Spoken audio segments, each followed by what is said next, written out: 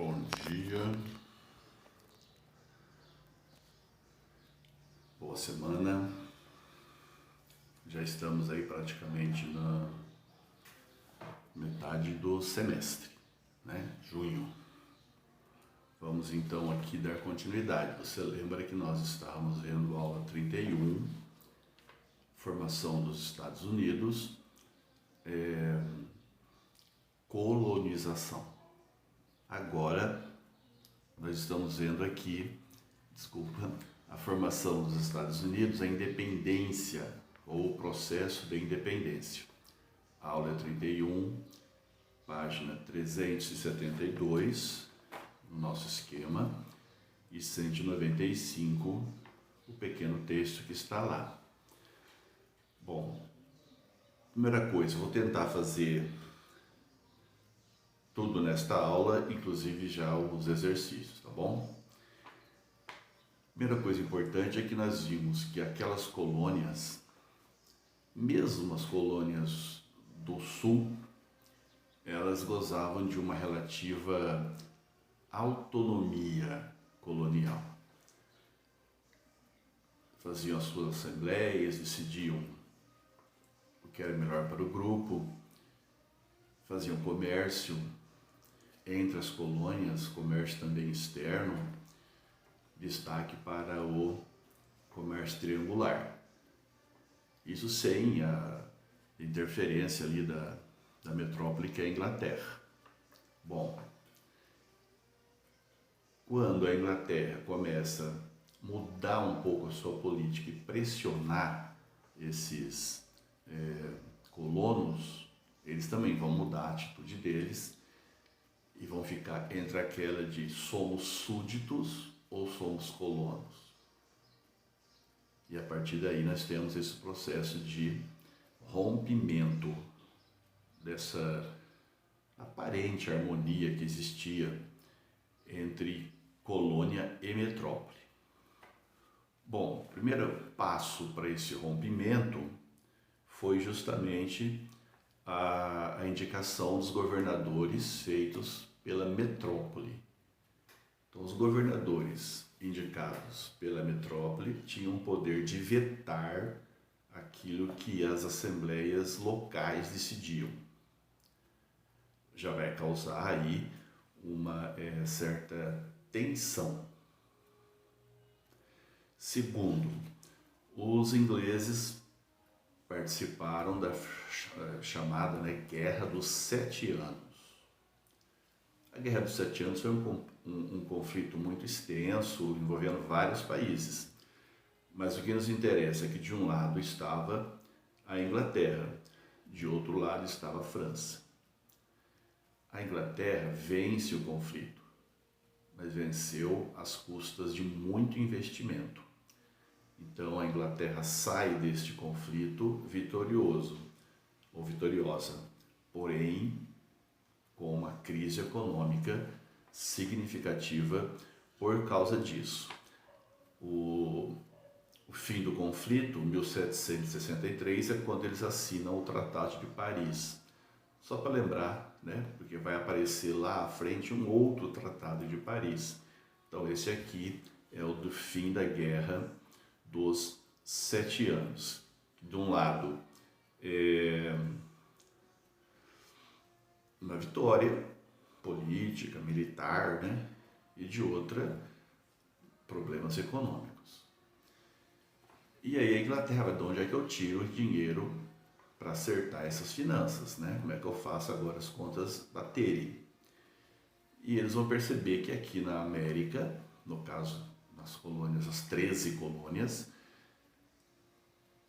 eles não tinham muito retorno econômico.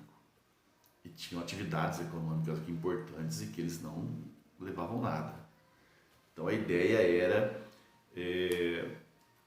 fazer com que a colônia rendesse mais vantagens para a metrópole. Então começou uma pressão, né, tributária e que vai gerar uma tensão tributária.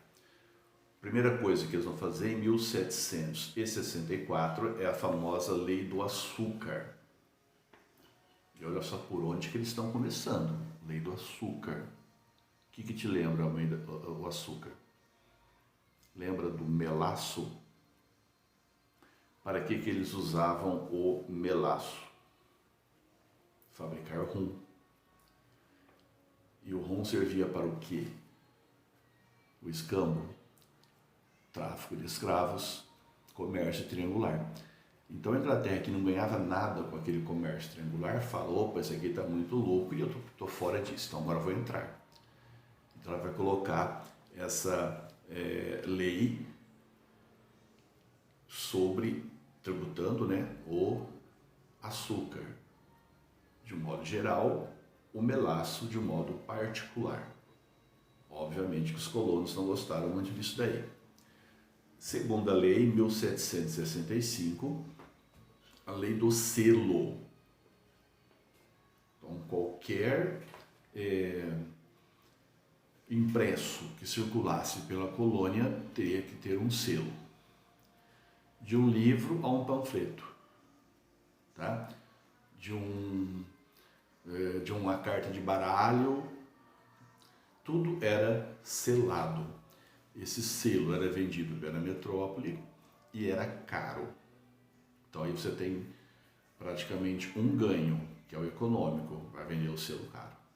E o segundo, muito possível, que eles tenham pensado também na circulação das ideias aqui. Pensa que nós estamos vivendo num processo aí de mudanças do pensamento.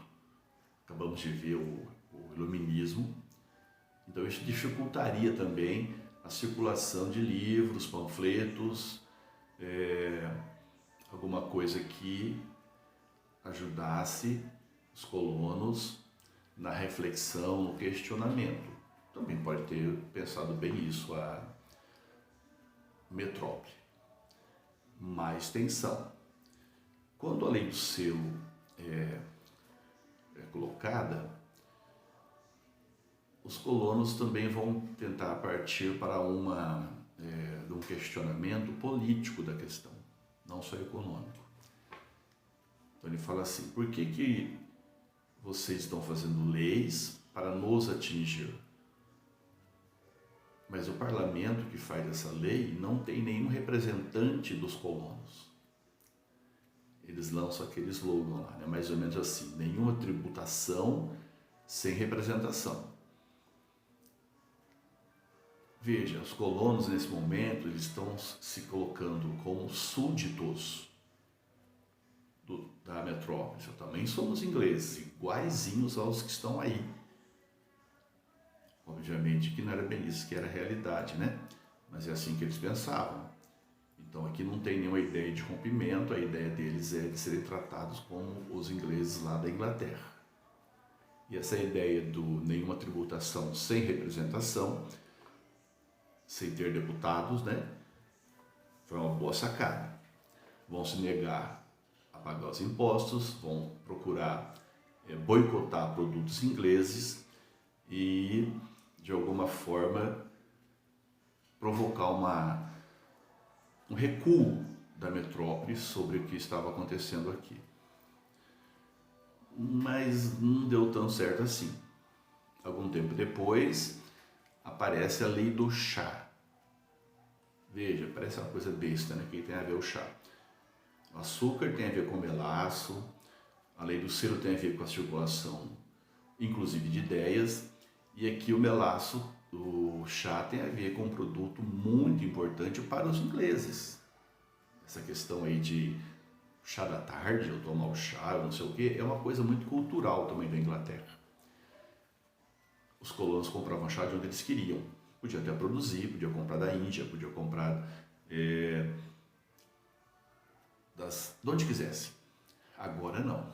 Agora tem uma companhia ocidental ali que vai vender o chá para eles, monopólio. Os colonos não gostam, resistem e vão fazer agora uma atitude mais radical, vamos dizer assim. Eles vão pegar o chá, vão até o porto, obviamente, pegam o chá no navio e vão jogar no mar. não sei, 300 caixas de chá no mar. Então aqui você tem um prejuízo econômico para a metrópole. Então já não é só uma oposição política, mas é política e econômica. Eles fizeram isso no que se chama da grande festa do chá, eles vão travestidos, disfarçados de indígenas. Não sabemos aí por que eles vão fazer isso, talvez porque, sei, achavam que não iam ser reconhecidos, pode ser. De qualquer forma, a ideia era, metrópole, recue, muda sua postura, mas não foi exatamente isso que acabou acontecendo. Na sequência da lei do chá e da festa do chá, que foi essa reação dos colonos, os ingleses, ao invés de recuar, vão para cima. Talvez tenha errado aí. Vão para cima e vão fazer no ano seguinte o chá em 1773. Em 74, vem com as leis intoleráveis. Claro que elas não tinham esse nome. Os colonos vão dizer que elas são intoleráveis. Dentro dessas leis intoleráveis, pensa assim, uma delas, uma espécie de um aquartelamento. Eles vão começar a mandar muitos soldados para cá. Os soldados para cá que eu falo é a América do Norte. Os 13 colônias. Os soldados ingleses aparecem muito nos filmes, né? São aqueles que usam aqueles casacos vermelhos. Onde eles vão ficar? Então, pela lei aqui, eles vão ficar onde praticamente eles quiserem. Os colonos vão ter a obrigação de os aquartelar, de os ajudar, de colocar dentro da sua casa. Guarida, casa, comida. Com isso tem uma questão econômica, que ele vai ter que bancar alguém, e tem uma outra questão também. Esse soldado que está ali vai ficar na vigia, tá? Vai ficar sabendo o que é que está acontecendo de dentro da casa do colono. Isso não vai agradar. Outra lei chamada intolerável, ou intolerável, o fechamento do porto. Eles vão fechar o porto de Boston, o principal porto que eles têm. E aí como é que faz? Como é que eu vou fazer os negócios externos? Então essas leis intoleráveis, elas acabam indo para o campo de uma repressão, de uma vigilância e de um gasto econômico. Dentre também essas leis tem lá a proibição de manifestações contra a metrópole. Então, cercando todos os lados aí, então não é qualquer coisa. Então você vê que eles estão indo para o confronto, ninguém está recuando, né? A metrópole poderia dar uma recuada e os colonos também, não. Então, na sequência, no mesmo ano, 1774, eles vão fazer um congresso. Primeiro Congresso Continental da Filadélfia. Esse congresso não é um congresso separatista. Eles não estão lá, vão romper, eles ainda se consideram súditos. Então, a colonização da Inglaterra na América do Norte é chamado, em muitos textos, de colônia transplantada. Os colonos americanos são povos transplantados, como se eles trouxessem, quisessem fazer aqui exatamente tudo que eles tinham lá. Então essa ideia de ser súdito era muito forte, tá bom? No Congresso eles vão praticamente solicitar ao rei que eles sejam reconhecidos como Reino Unido e não como colônia. Não querem separar ainda. Mas já deixa um recado. Se houver repressão, vai ter a reação. Então vamos combater a força com a força. Obviamente que não ajudou muito isso. A Inglaterra não se propôs a mudar, o rei não se propôs a alterar, e eles vão organizar o segundo Congresso Continental da Filadélfia, 1776, exatamente no dia qual? Lembra qual que é o dia da independência lá dos Estados Unidos? Do Brasil você não lembra, né? Mas norte-americano você lembra. 4 de julho. Tem até um filme, né? Alguns filmes com essa data aí. Nesse congresso vai ser apresentada a Declaração de Independência das 13 colônias, que terá como o redator aí o Thomas Jefferson. Depois vamos discutir um pouco, é um dos pais fundadores aí dos Estados Unidos. E o grande destaque dessa Declaração de Independência é a presença clara, né? Presença clara do iluminismo. Iluminismo, claro, parabéns. Então essa questão aqui dentre esses iluministas, o John Locke, sobretudo, aquele que vai praticamente falar do direito que você tem de se revoltar e do direito que você tem de escolher quem te governa. Óbvio que o governo inglês vai dar risada, né? O que esse povo lá da colônia estão achando agora? Vão nos enfrentar? Nós não aceitamos a independência e vamos mostrar lá como é que vamos impedir. Então ele começa uma guerra, guerra de independência. Inclusive a independência dos Estados Unidos é vista como muitos como revolução americana ou independência americana. O primeiro exercício que nós temos aí mostra, inclusive, um pouco dessa reflexão. Quando chegar lá, vamos fazê-las também. A Guerra de Independência vai, portanto, da declaração aqui, 1776, até 1783, com batalha mesmo, conflito, tá? Mas em 1783, os finalmente ingleses reconhecem a independência dos Estados Unidos e vão assinar lá o acordo, o Tratado de Paris. Esse é o outro, tá? O Tratado de Paris aqui é o reconhecimento da independência norte-americana feita pelos ingleses. Por que se diz que foi uma revolução e não só um processo de independência? Compara bem, por exemplo, com o Brasil. O Brasil fez uma independência que manteve o filho do rei aqui. Nós fizemos uma independência em que quase toda a estrutura econômica e social permaneceu.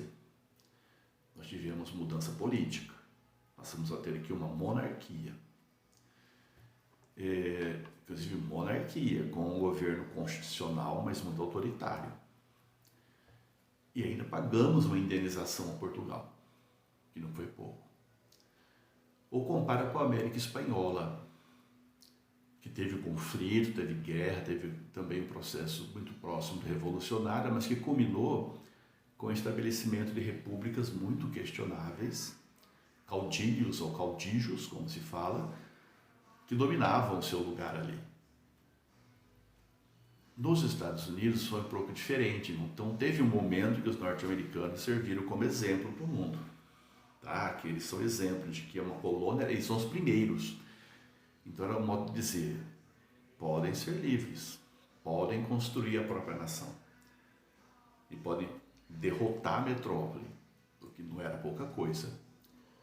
Então eles vão provocar mudanças significativas, tanto econômicas como sociais. Aqui esses colonos podem ser encarados como burgueses. A Revolução Norte-Americana é chamada também de Revolução Burguesa. Há uma ruptura com o pacto, bom, isso também já existia aqui, tá? Mas, sobretudo, eles vão construir um novo modelo de Estado. Então, pela primeira vez, aquelas teorias, aquelas conversas iluministas vão virar realidade, coisa prática. Eles vão construir uma república presidencialista, constitucional, obviamente, com a divisão em 3 poderes. Isso era radical para o mundo todo, não só para a América. Então, nesse aspecto, pode ser chamado de uma revolução burguesa. Feita a independência, a questão agora é como será o nosso governo. Que tipo de país queremos? Então vai ter um debate, tá? Vocês já conhecem isso. Alguém vai querer uma descentralização quase que total, né? Como se cada colônia prosseguir o seu caminho, ou uma centralização maior aí e tal. Eles vão pegar um projeto que une essas duas coisas, como eu já acabei de falar, vai ser uma república. Então já é uma questão interessante, é uma forma de falar, não queremos o absolutismo, queremos uma república que segue uma constituição, uma república federativa. Federativa significa que os estados terão certa autonomia, e lá nos Estados Unidos acho que até uma grande autonomia, né? Presidencialista, poderia ser parlamentarista, tá? Presidencialista. Teremos 3 poderes, o executivo, o legislativo e o judiciário, a ideia de que um controla o outro. Uma relação que não é nem sempre fácil, estamos vendo isso hoje no Brasil, mas não quer dizer que tinha que ser fácil, tá? O caminho mais fácil nem sempre é o melhor, é o caminho mais correto para a democracia, e que vai citar, né, vai lembrar a ideia de democracia e de liberdade. Talvez o que mais apareça aqui na Constituição norte-americana é essa palavrinha chamada liberdade. Então, tudo isso tem a ver principalmente com o Montesquieu, os iluministas de um modo geral, mas o Montesquieu de modo muito mais claro. Já pegamos o Locke, pegamos o Montesquieu. Você vai ter um pouco de hipocrisia aqui e tal? Tem. Isso aqui é o que eles queriam, o que eles achavam correto. Nem sempre conseguiam fazer tudo. Por exemplo, como é que eu falo em liberdade se a escravidão continuou? Então a escravidão vai permanecer uma instituição, é como se eles falassem assim, isso vai ficar na questão da federação, dos estados. Então cada estado vai ver como é que fica isso. Sabemos que o que virou, né? Teve que ter uma guerra de secessão para acabar com a escravidão, entre outras coisas.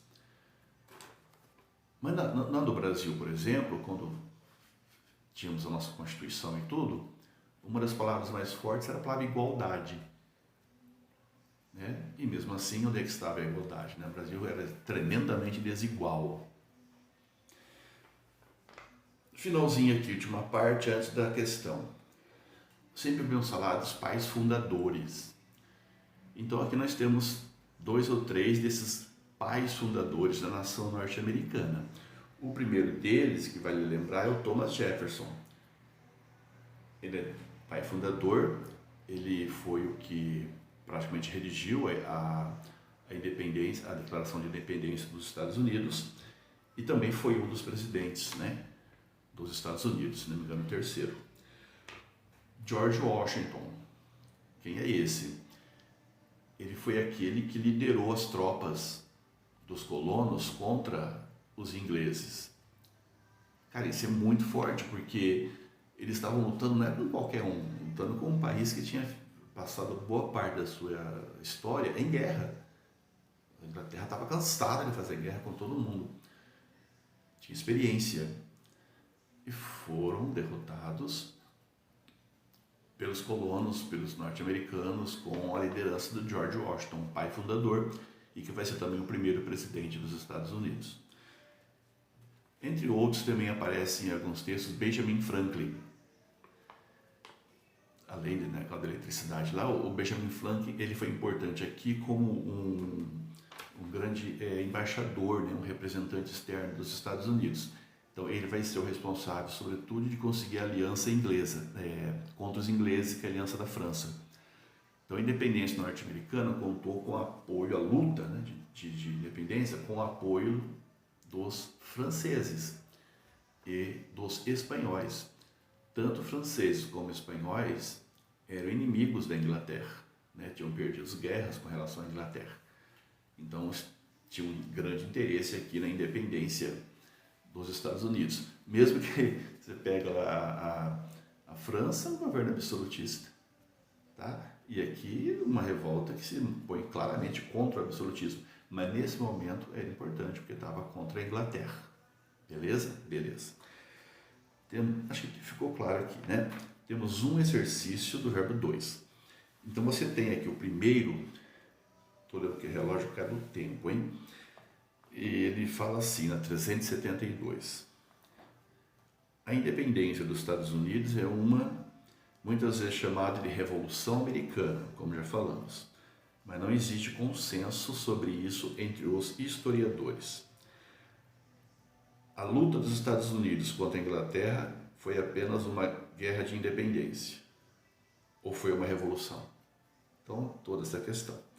Com base no texto, o que é que você pode responder? A letra A não tem como você achar que é essa, porque no fim ele fala assim, houve a abolição da escravidão. Acabamos de falar que não houve. A segunda, a guerra de independência é revolucionária porque incorporou soldados indígenas nas tropas. Não, nada disso. Não ocorreram profundas transformações, ocorreram. Olha, definitivamente. A independência pode ser vista como revolucionária em função da ruptura do pacto colonial, falamos isso, e da construção de um novo modelo de Estado. Também acabamos de falar sobre isso, só voltar lá a gravação, tá bom? A letra E estaria errada porque fala que foi construído um Estado distante do iluminismo. Falamos que não. O grande destaque, tanto da Declaração de Independência como da Constituição, era a presença do iluminismo. Então você não tinha como errar essa, já entrou no vestibular. A segunda é um mapa, cara. Aqui como é que eu vou fazer? Eu vou mandar para vocês aí o visual dele, de como fica. Mas é muito fácil. Então, vocês estão vendo em Flórida? Parabéns. Então, bem no cantinho aqui, Geórgia, você vai traçar uma linha até o rio Mississippi. Então, vai ficar um risco aqui. Segue o rio Mississippi até o final dele. Então, você já tem uma fronteira aqui. E depois, esses grandes lagos, você vai seguindo, desce pela Pensilvânia e vai até a Nova Inglaterra. Como vai ficar isso, eu mostro depois para vocês aí no visual, tá bom? Até a próxima e a luta continua.